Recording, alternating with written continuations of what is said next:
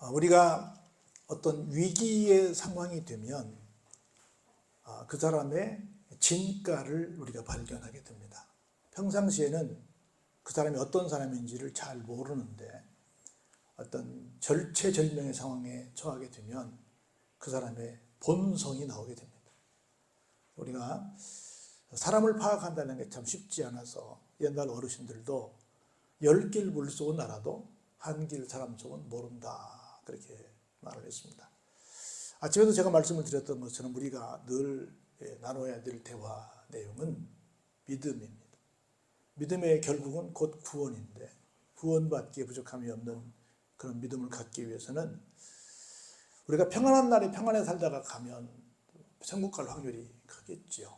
그런데 원치 않은 어떤 위기 속에 우리가 있다가 갑자기 종말을 맞이하게 되면 그 위기 상황 속에서 우리가 어떻게 될지 모른다는 말씀을 좀 드려보면서, 어떤 경우에도 주님 맞을 때 흔들림이 없는 믿음, 구원 백성으로서 손색함이 없는 그런 믿음을 갖게 해달라고 늘 기도하며 사는 것이 우리의 지혜로운 삶이 아닐까 생각이 듭니다.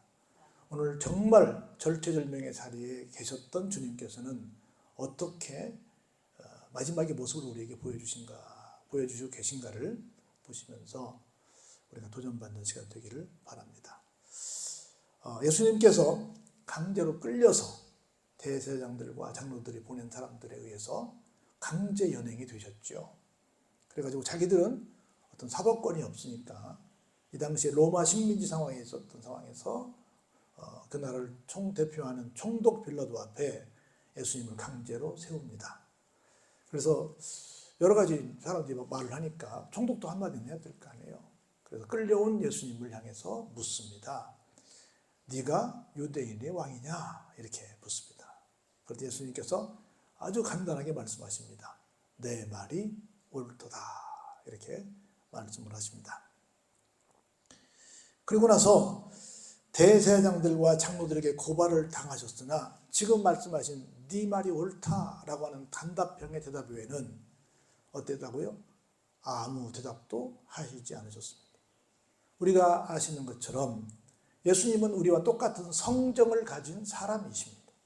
그런데 우리와 다른 것이 하나 있죠. 뭐만 없으시죠? 죄는 없으신 똑같은 사람이십니다. 그래서 죄가 없으신 분이 억울하게 이렇게 끌려오셔서 억울하게 지금 막 망신당하면서 수두로 맞고 그랬잖아요. 이렇게 고초의 자리에 계시면서 얼마나 하실 말씀이 많이 계시겠어요. 그래도 예수님은 아무 말씀도 안 하십니다. 그러면서 가만히 예수님께서 계시니까 누가 더 답답했어요? 빌라도가 답답했어요. 빌라도가 이렇게 말합니다. 여보시오, 당신을 막 저 사람들 치고 또 얼마나 많은 말로 막 당신을 빨리 심판하라고 막 벌 주라고 막 얼마나 지금 떠들고 있습니까? 저 수많은 소리가 안 들립니까? 좀 당신도 좀 뭐 할 말 있으면 해봐요. 저 사람들이 말이 맞소 안 맞소, 맞으면 맞다 아니면 아니다라고 뭔가를 좀 얘기 좀 해보시오 라고 지금 얘기를 막 빌라도가 너무 답답하니까 빌라도가 말을 합니다. 그럼에도 불구하고 뭐라고 말해요? 같이 한번 14절 볼까요? 한마디도 대답하지 아니하시니 총독이 크게 놀라워하더라. 막 오히려 누가 더 말했으면 좋겠다고 생각을 했어요. 빌라도가 차라리 당신 너무 억울하지 않냐, 막 맞고 막 오만 소리 다 듣고 있는데 왜 한마디도 안 하니? 좀 말 좀 해봐라. 나 같으면 10마디 100마디도 하겠다. 이렇게 하면서 막 말하라고 하는데 예수님은 뭐라고 해요? 끝까지 한 말씀도 안 하시니까 누가 놀래요? 총독이 더 놀랍니다. 총독이 더 놀래요. 그러면서 어떻게 할 재간이 없으니까 총독이 아무리 생각을 해봐도 이 사람은 뭐예요? 저런 소리를 들을 만한 일도, 또 여기 와서 또 심판을 받을 만한 일도 안 한 것 같아. 조금 이따가 또 더한 증거가 나옵니다. 그래서 일단 끌려왔으니까 내가 볼 때는 총독은 뭐냐면 이 사람이 무슨 죽을 만한 죄를 지어서 끌려온 거 아니라 가만히 보니까 자기네들 민족들끼리 얘기고, 가만히 보니 무슨 얘기예요? 예수님이 왜 끌려왔어요? 이따가 답이 나옵니다. 미리 물어보면 예수님을 시기해서, 자기들이 모든 지도자로서 박수갈채를 받아야 되는데 자기들이 받을 박수갈채를 누가 받으니까? 이전에는 세례요한이 받았고 지금은 예수님이 받으시니까 그것이 셈이 나서 이런 짓을 한다고 그래서 뭐라고 생각했냐면, 시기 때문에 사람을 데리고 왔는데 설마 시기 때문에 사람을 죽이기까지 할까라고 빌라도가 생각을 한 거예요. 그래가지고 얼른 더 이상 대화로는 안 되겠다 싶어가지고 말을 바꿉니다. 혼자 생각을 한 거예요. 적어도 뭐가 지금 보관이 있어요? 이때는 뭐가 옵니까? 6월절이 옵니다. 우리로 말하면 뭐가 와요? 8.15가 옵니다. 그럼 8.15 광복절이 되면 우리는 뭐 해요? 특사가 나오잖아요. 8.15 광복 특사, 영화도 나왔잖아요. 특사가 나오는데 특별 사면하는 대상이 나온단 말이죠. 그런 혜택이 있단 말이죠. 그래서 시기 때문에 사람을 불렀으니까 그래도 뭐 특별 사면하겠다 그러면 좀 아주 심한 사람하고 이렇게 견주어 비교를 시키면 아무리 이 사람이 미워도 시기 때문에 이렇게 하는 거니까 저 사람을 살리자 소리는 안 할 거야 라고 총독이 생각을 합니다. 누군지 알죠? 볼까요? 명절이 되면 6월절을 가리킵니다. 총독이 무리가 청원하면 이 사람은 좀 억울합니다. 이런 좋은 날이 왔으니 좀 특사 신청을 좀 해주십시오. 이렇게 하는 것이 있는데 그때 한 사람을 도와주는 전례가 있다. 그러면서 지금 여기 끌려온 사람들 여럿이 있는데 있잖아요. 예수님 가운데 계시고 양쪽에도 있고 해서 여럿이 있잖아요. 근데 그 중에 우리가 분명히 아는 두 사람은 있잖아요. 한 사람은 예수님, 한 사람은 바라바를 알잖아요. 그래서 이 바라바는 어떤 사람이었어요? 누가 봐도 죽여야 될 유명한 죄수야. 우리로 말하면 누구나 다 아는 그런 흉악범이야. 유명한 죄수가 있는데 두 사람을 변주어 놓고 예수님이 이 총독이 얘기를 합니다. 뭐라고 말해요? 너희는 이 사람 중에 내가 누구를 너희에게 놓아주기를 원하느냐? 그러면서 여러 사람 얘기도 안 해요. 딱 두 명만 거명합니다. 누굴요? 유명한 죄수인 바라바냐? 아니면 지금 너희들이 데려오고 있는 이 그리스도라고 주장하는 자칭 유대인의 왕이라고 말하는 이 예수냐? 물었습니다. 근데 뭐라고 말해요? 왜 이렇게 물었다 그래요? 이렇게 물은 이유는 그는 빌라도입니다. 그가 그들의 시기로 예수를 넘겨준 줄 알았기 때문이더라. 그래, 시기에서 예수님을 넘긴 걸 누가 시기해서? 다 그랬겠어요? 대제사장이나 장로들이나 자기들이 뭔가 박수를 받고 싶은 사람들이 이 사람들을 선동해가지고 자기들이 시기하는 마음을 그렇게 표출한 거 아니에요.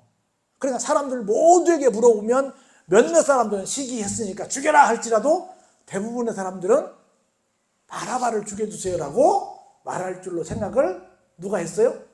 빌라도가 한 거야. 그렇게 생각을 했어. 그리고는 당연히 저 사람은 유명한 죄수고 당연히 흉악범으로서 죽을 만한 사람이기 때문에 설마 바라바를 살리라고 하겠어? 그럴 일은 없을 거야 라고 생각을 합니다. 그 전에 이제 조금 전 상황을 갑니다. 총독이 재판석에 딱 앉았을 때 그의 아내가 사람을 보내서 말합니다. 여보, 저 옳은 사람에게 아무 상관도 하지 마세요. 당신은 저 양반에 대해서 어떻게 하는 부분을 당신은 관여치 마세요. 오늘 내가 꿈을 꾸었는데 그 사람 때문에 내가 애를 먹었어요. 근데 뭐예요? 결국은 예수님은 아무런 잘못이 없다라는 것을 꿈을 꾸면서 안 거예요. 그래서 정말 무죄한 사람이니까 괜히 당신한테 와서 막 요청을 해도 괜히 당신이 엉뚱하게 판결을 내서 당신 괜히 이상한 사람 되지 마세요 라고 얘기를 했어요. 그래서 자기는 어땠어요? 분명히 단순한 시기 때문에 이 사람을 이렇게 했고 자기 부인도 와서 했던 얘기가 있어서 뭐 이 정도면 아마 내가 좀 이 사람들이 망신 주길 원하니까 좀 망신을 주었고 그러면 뭐 설마 바라바 대신에 죽으라고까지는 안 하지 않겠냐 하는 마음으로 얘기를 했어요. 그랬더니 뭐라고 그래요? 대제사장들과 장로들이 어떻게 했어요? 무리를 충동질합니다. 무리를. 그래서 바라바를 주시고 예수는 어때요? 죽이세요 라고 말합니다. 얼마나 아무리 부활의 동도 유분수지 이럴 수 있냐고요. 그래서 총독이 대답하여 이르되 둘 중에 누구를 너희에게 놓아주길 원하느냐 또 묻습니다. 그런데 뭐라고 말해요? 바라보소이다. 바라바를 놓아주시오 라고 말했습니다. 빌라도가 말합니다. 그러면 좋아, 바라바 도와주겠다. 설마 바라바를 도와주라고 해도 단순한 시기 때문에 예수님을 끌고 왔으니 예수님을 뭐 하진 않게 할 것이다? 죽이게는 안 할 것이다 라고 말하는 생각을 하면서, 그러면 바라바는 도와준다고 치자. 너희들이 뭐 법이니까 한 명 도와달라고 했으니까 도와주겠다. 그러면 이 그리스도라고 하는 예수는 어떻게 했으면 좋겠니? 물었더니 뭐라고 말해요? 이 당시에 가장 흉악범들만 달리는 십자가에 못 박혀야 됩니다 라고 말합니다. 너무 어이가 없는 거예요, 빌라도가. 그 빌라도가 묻습니다. 왜 십자가에 못 박아야 되는데? 이 사람이 무슨 악한 일을 했는데? 그랬더니 뭐라고 그래요? 아무런 논리가 없습니다. 무조건 막 뭐예요? 소리 지르면서 그냥 십자가에 못 박으세요. 십자가에 못 박으세요. 마치 작금에 우리나라에서 최고 무서운 법이 무슨 법이에요? 떼법이야. 떼쓰면 다 되는 거야. 떼법의 원조가 여기야. 무조건 그냥 묻는 말에 대답도 안 하고 십자가만 얘기하고 있는 거예요. 얼마나 고약해. 빌라도가 가만히 보니까 이게 말릴 일이 아니에요. 아무리 내가 말려도, 아무리 내가 설명을 해도 성과가 없을 것처럼 보였습니다. 오히려 내가 말리면 뭐 하겠어요? 오히려 대문만 나게 생겼다 그 말이에요. 그래가지고 여봐라, 물 가져와라. 그래, 물을 가져오게, 대야에 물 떠오게 했어요. 그래가지고 어때요? 손을 씻으면서, 내가 생각할 때는 이 사람은 아무런 죄가 없다. 죽일 만한 죄도 없고, 뭐 특별히 십자가까지 이렇게 매달릴 일은 전혀 없다. 나는 이 사람에 대해서 아무런 책임이 없다. 내가 뭐 죽이려고 해서 한 게 아니다. 나는 이 일에 대해서 뭐하다? 무죄하다. 그러니 어떻게 해라? 혹시 이 일이 잘못됐다고 한다면 너희가 이 일에 대해서 책임을 지라 라고 말을 합니다. 그랬더니 얼마나 건방진 말을 해요? 백성이 다 이렇게 말합니다. 그 피를 누구에게? 우리와 누구에게? 우리 자손까지 돌려라. 아니, 자기 인생도 자기 것이 아니지만 자기 자손의 인생이 자기 거예요? 아니잖아요. 얼마나 무서운 얘기를 해요. 혹자는 600만 이스라엘 대학살 사건이 바로 어떤 결과이다? 이것에 대한 결과이다라고까지 말할 정도로 끔찍한 일이 생겼어요. 결국은 바라바는 그들에게서 놓아주고 예수는 아주 채찍질하면서 십자가에 못 박히게 넘겨주는 끔찍한 결과를 가져왔습니다. 자, 결론이에요. 그럼 아까 내가 어떤 사람이 참 믿음의 사람일까? 라고 이야기했던 겁니다. 정말 절체절명의, 이보다 더 큰 억울하고 더 절체절명의 상황이 없잖아요. 그런데 예수님 어떻게 하셨어요? 가만히 계셨습니다. 무엇만 기다렸어요? 아버지의 뜻만 기다렸습니다. 그래서 우리가 어떤 경우에도 정말로 내가 이런 사람이구나 하는 것을 보여줄 때는 하나님께 모든 것을 맡기는 그런 자세가 필요하다. 근데 사실은 이게 쉽지 않지. 그래서 그런 건 누가 주시는 거예요? 하나님의 선물로 주신 믿음에 의해서 가능한 거죠. 아버지여 내 원대로 마옵시고 아버지의 원대로 하옵소서. 그 결과 예수님이 정말 세상 유일무이한 우리에게 구세주가 되신 겁니다.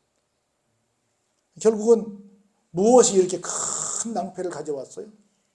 빌라도가 생각할 때는 무엇이? 이들의 시기가 사람을 죽이기까지 하는 거예요.